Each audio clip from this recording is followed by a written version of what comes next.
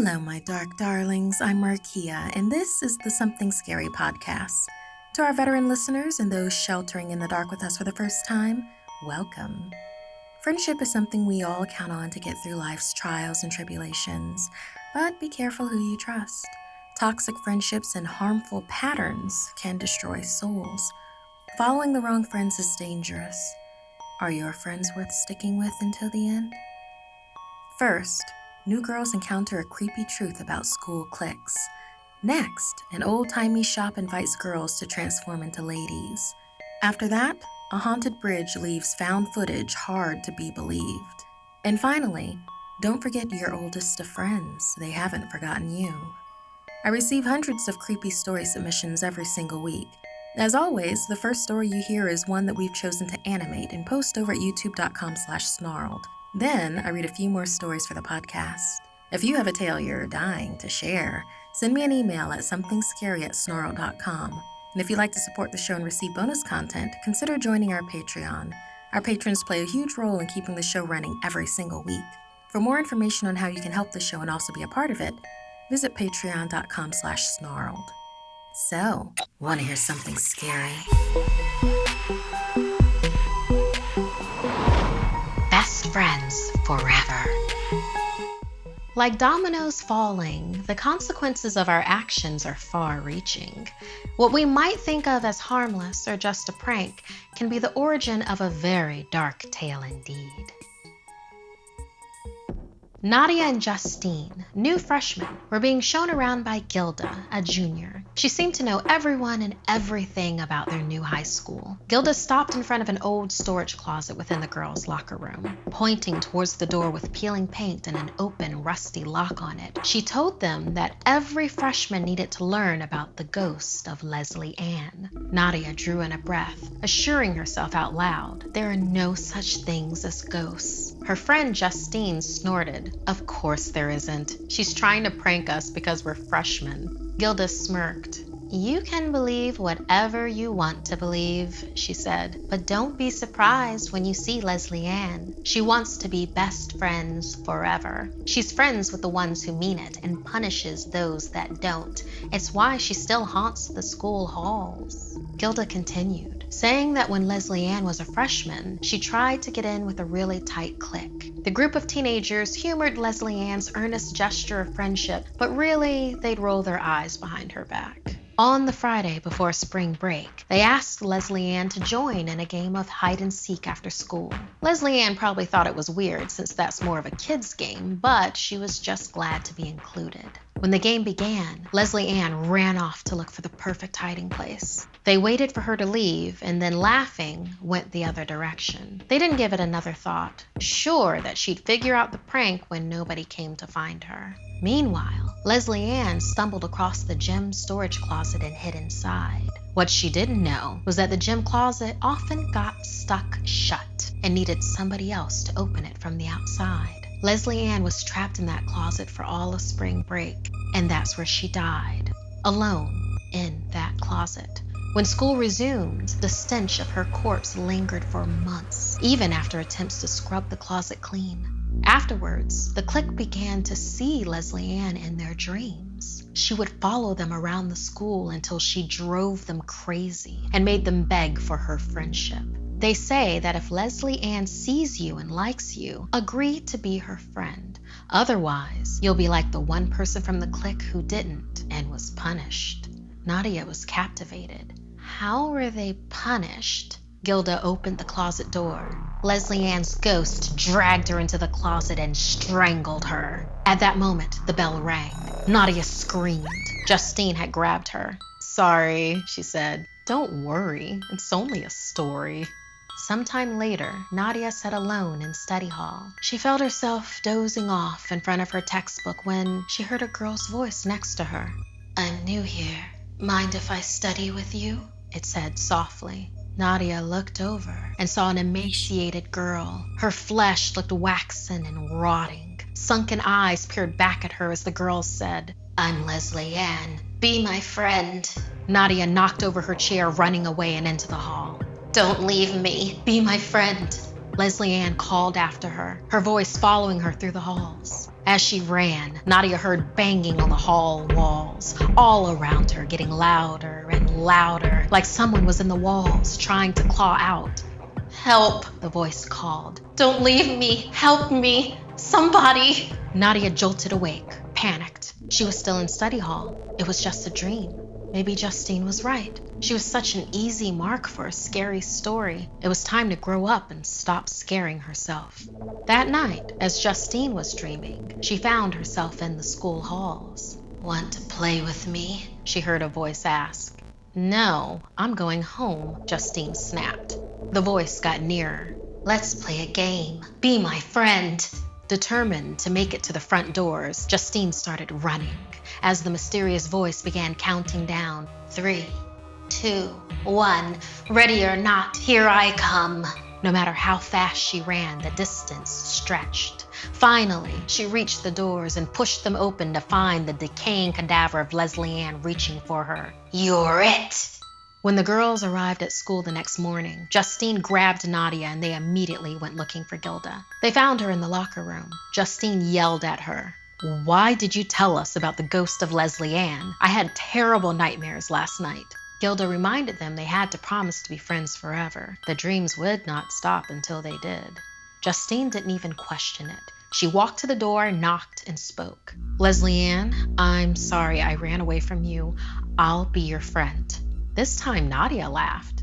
"Wait, what? But you said it was all just a prank." Justine sighed. "Just do it. I don't want us to be haunted, please." Making a face at Gilda and Justine, Nadia rapped lightly on the door. "Forgive me, Leslie Ann. Let's be friends." Justine noticed Nadia's fingers crossed behind her back. She looked at her friend, disappointed. "You didn't mean it." "Of course I didn't, Justine. There are no such things as ghosts, and I don't want the both of you laughing at me again. You're trying to prank me, and this isn't funny." Nadia was on the verge of tears. As Justine and Gilda started to argue with her, the three girls didn't notice as the closet door slowly opened behind her. 2 hands appeared out of the darkness and wrapped around Nadia's neck, yanking her into the closet and slamming the door shut.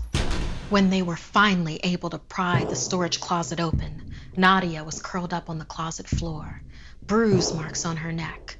Her eyes stared blankly as she whispered over and over again, "Leslie Ann, we're best friends forever. Best friends forever. Best friends forever."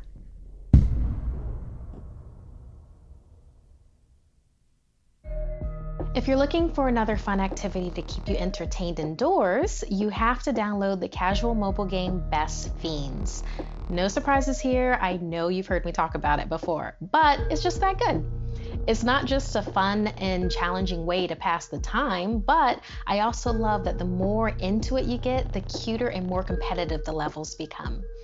No, really, the bugs are super cute and I wish I had a plush. There are monthly updates and themed challenges to entertain us while sheltering in place. Even if the Wi-Fi goes down, Best Fiends doesn't require internet to play. Keep your mind busy and spend time puzzling with your Best Fiends. Best Fiends has thousands of levels already, with new levels, events, and characters added every month. It's hours of fun right at your fingertips, and you can even play offline. With over 100 million downloads and tons of 5-star reviews, Best Fiends is a must-play. Download Best Fiends free on the Apple App Store or Google Play. That's friends without the R, Best Fiends. There are traditions like prom dress shopping that are beloved rites of passage. In this story inspired by Lily, there are also traditions that threaten to come back and become your final rites. Mira's fabulous fashions stood proudly on the boutique stretch of Magnolia Street. Prom season was in full swing, and soon, more girls would come through to look through her designs. Inspired by vintage looks, Millie's storefront boasted a glamorous selection from a bygone era. They knew what it truly meant to be a lady, she thought to herself as she fixed a pastel pink tea dress at her window. The mannequin faced out in a frozen smile at the gaggle of girls who admired her work. "Customers," Millie grinned and fixed her red lips in her golden compact. The girls swept in, young, vibrant, and taking pictures of her work with their phones. "No pictures, please," Millie said kindly, but firmly. "But, beautiful darlings, won't you please let me know if you need any of the dresses pulled?" The girls apologized and began to look through the racks. They marveled at how they looked on the incredible mannequins. Millie assured them the dresses would look even better on them. As they made their selections, Millie swept the rooms really quick. Turning on the bulb-lined mirrors, she smiled at the intensity of the glow. In the back, her teapot began to whistle, and she let the girls know their rooms were ready. When they entered the fitting room parlor, they found Millie at the ready with tea service. Pleased, they took the ceramic cups of her herbal best. "Helps with digestion and maintaining a womanly figure," Millie said. "Made it just like my grandmother used to make it for me and my mother. She inspired this place, you know. I collected all her old dress designs and recipes." "How retro," one of them said. Millie pursed her lips. "Is there anything wrong with bringing a little retro back? It was such a wonderful time of grace and poise. You know, real ladies on parade. If I could go back and live in it, I sure would," she said, taking more sugar to her cup. "Yeah, of course you would, but not everyone would agree," another girl responded. Millie's stirring spoon clinked on the side of her cup as she smiled widely. "How mouthy, but beautiful," she thought, taking a sip and maintaining her perfect composure. The girls all followed suit and politely took sips from their cups as well. It had a funny taste, a little bitter, and the girls began to feel a little funny as they went into their respective rooms. Millie walked into the back and made her way to the other side of the fitting rooms. She could hear them asking why it felt so hot in the rooms. "Anyone else have a creepy mannequin in their room?" one of the girls asked. "Oh, yeah. What's up with that?" another responded. "Oh, girls, they're for my windows. I dressed them in the rooms for my displays and designed their faces myself." Millie laughed and she pulled a lever. The mannequins in the rooms began to twitch awake. Imperceptible at first, Millie taught them to learn how to observe the girls. Millie raised the intensity of the bulbs and watched as the girls began to writhe and felt their faces going numb. They pulled at their faces and began to slur their words. They couldn't speak when Millie's mannequin children covered their mouths and began to steal their essence. They transferred hot paraffin wax onto them with the grip of their mannequin hands. Unable to fight or scream, the horror overtook the girls as they boiled alive beneath the hardening wax. As the lights dimmed, so did the life behind their eyes. In their final moments, they watched as the mannequins stole their faces and skin. It was Millie's favorite part of the swap. With graceful movements, the human-like mannequins fixed prom dresses they wore on themselves and took the things left behind. When their moms came for them, they didn't notice that they were taking in more than Millie's fabulous creations. "Oh, don't you all look like little ladies?" one of the mothers fawned over their new perfect daughters. Daughters who'd smile more and speak less. Women who'd be pillars of class and glamour. When they left, Millie went into each fitting room and beamed at her new storefront mannequins, dressed in her latest designs to lure in more customers to keep and make examples out of. Thank you so much, Lily, for inspiring this story for us. And yes, we do understand that because of circumstances being what they are in the world right now, prom itself might be canceled for a number of you. So we wanted to give you a little prom horror story that could have happened with shopping for the dress. Do you have any stories about encounters in strange places with friends? If so, let us know.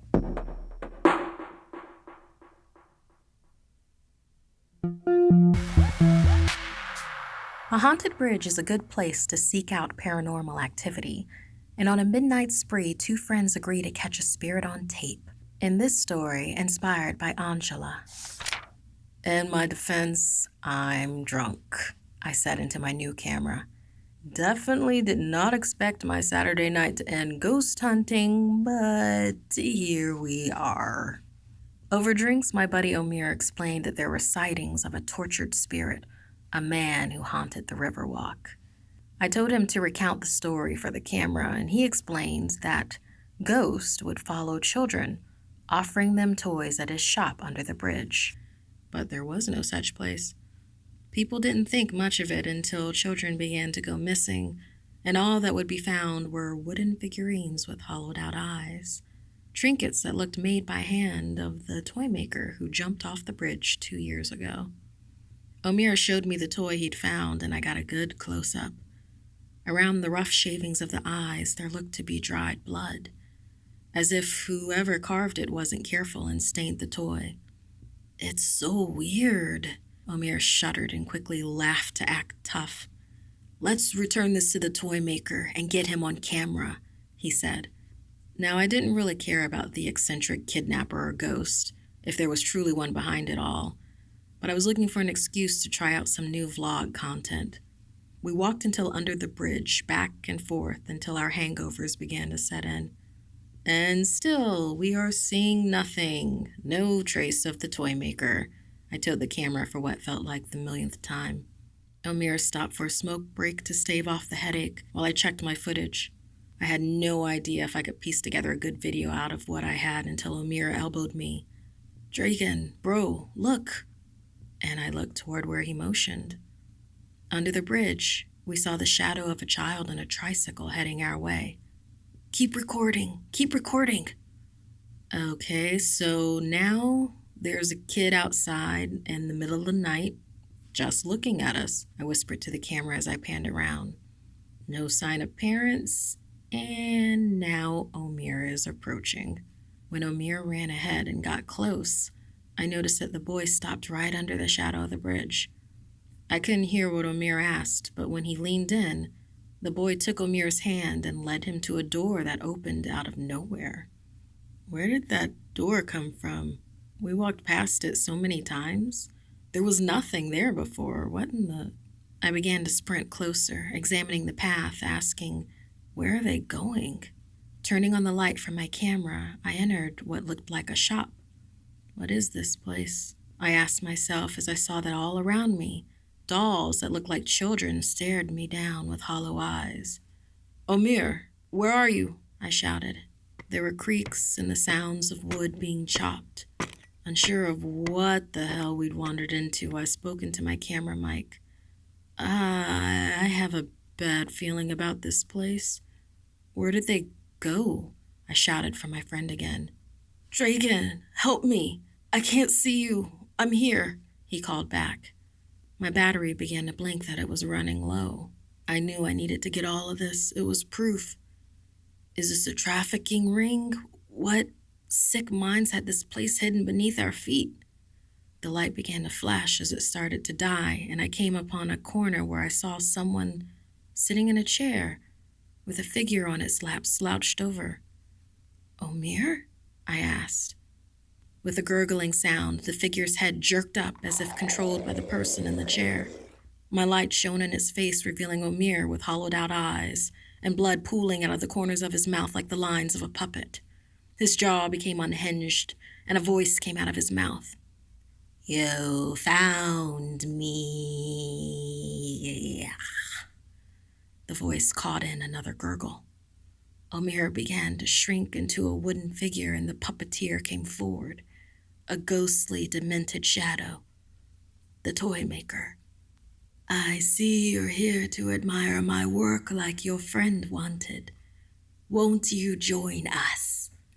It breathed, and I ran back toward the door. As I opened it, something caught my feet and I tripped, sending my camera flying outside. My feet began to feel numb and heavy like wood, so I started to crawl, my feet clanking behind me. I'd almost reached the Riverwalk when shadowy hands dug into my eyes, and then pain. Searing pain and darkness forever.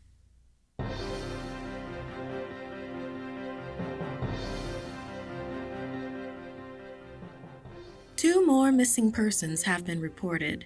Omir Goran and Dragan Vesna were last seen at a riverside bar. After a search for bodies was conducted, nothing was found but 2 wooden toys and a broken video camera said to belong to Vesna. The footage which shows Vesna's account of the graphic ordeal is still under investigation. Thank you for inspiring this story for us, Andjela, and for sending in your story. Do you think that Omir and Dragan are still aware within their doll form, like their spirits are trapped inside forever? Would you think that they went looking for trouble? I mean, found footage movies are that way for a reason. The filmmakers aren't around to tell you what happened, so the footage that is found has to tell the story. Have you tried recording ghosts before? If you have, we want to know about your experiences.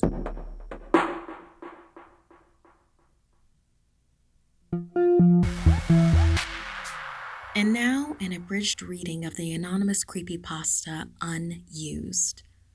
We hear a message from our oldest friends to remember the good times before they go bad. I woke up in the box again, stuffed inside the darkness, shoved against all the others. We used to have such a good time. You hugged me close and promised to keep me safe. I wish those days would never end. I was happy. Then you started to change. I knew eventually it would happen, but I wasn't ready. I would wake up and find myself somewhere I didn't recognize. You left me outside once. I used to stick up for you. I would tell myself you were just busy. You had a lot to do. You were not like me. You had responsibilities, work, school, life.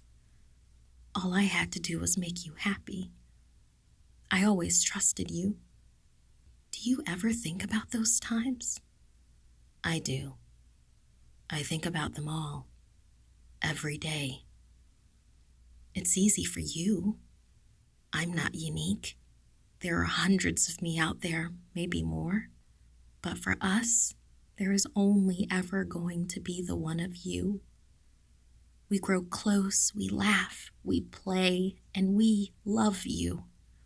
Even as we move from one to the other, staying with us long enough until you move on to the newest thing, never thinking about the ones you hurt, the ones left unused. We talk about how to get you back, ways to get free, and even talk about ways of hurting you like you hurt us. We want you to know how it feels to be broken and used. Days pass, then years, sitting there in the dark. You may have broken all the others in here, but not me. I can hear you downstairs. I hear you talking to your friends and your family. Up here, tucked away in the attic, I'm forced to listen to the person I loved so dear grow up without me. I listen to you laugh and cry. I feel every single heartbreak and the joy of accomplishment. High school, the prom, college. I could picture them all. As much as I wanted to hate you, to me, you will always be the little kid who picked me first. All the thoughts of revenge left me when I first heard you were moving out. You were becoming an adult without us, all grown up, ready to take on the world. What did a couple of old friends matter to you? Probably wasn't even your choice to move us to the attic. I could imagine your parents telling you you're too old and it was time to make real friends. I thought I forgot what your voice sounded like, but when I heard it, all the old emotions I had came flooding back. The sadness from losing you, the heartbreak of being forgotten. I heard you say that you thought your kid would like to have some of your old things. No, I will not go through it all again. I will not let my hopes soar every night wishing to be loved again. The rage I felt before came back tenfold. The others started to wake up. They felt it too. Not only do you think you have the right to use us, but now you want to pawn us off to someone else to be mistreated all over again, pushing us through an endless cycle of hurt and disappointment. You took our box and placed it in your daughter's room. I can see you both now. You were saying goodnight and tucking your child into her bed. She looked so happy, tucked in nice and tight, snuggling close to her favorite toy. That used to be me, remember? That used to be us. I wonder if it will hurt you more if it is her we hurt, or when you find out it was us and it was your fault. We are ready now. I wait and watch you leave the room. Then I push off the lid of the box. I think, was all of this inevitable? How many toys and how many addicts were thinking the same thing? Are the ones left under the bed or outside in the rain? How many of the unused toys want to make someone hurt as much as they do? That's what I want you to think about every time you buy the newest toys to replace your older unloved ones. Think about it as you hand your childhood toys off to a friend or your loved ones. Think about how one day we might decide when to play. Then you will hurt like we hurt. All of us. The unused. This week's podcast stories were edited by Markeia McCarty and Sabina Graves. Audio edited by Fitz Harris. Graphics by Jonny Ashley. Produced by Analise Nelson. Music by Sapphire. If you have a story you'd like to submit, send me an email at somethingscary@snarled.com. Don't forget to watch the video version of Something Scary over at youtube.com/snarled. And if you'd like to support the show and everything we do at Snarled, join our Patreon at patreon.com/snarled. Until next time, my dark darlings, sweet dreams.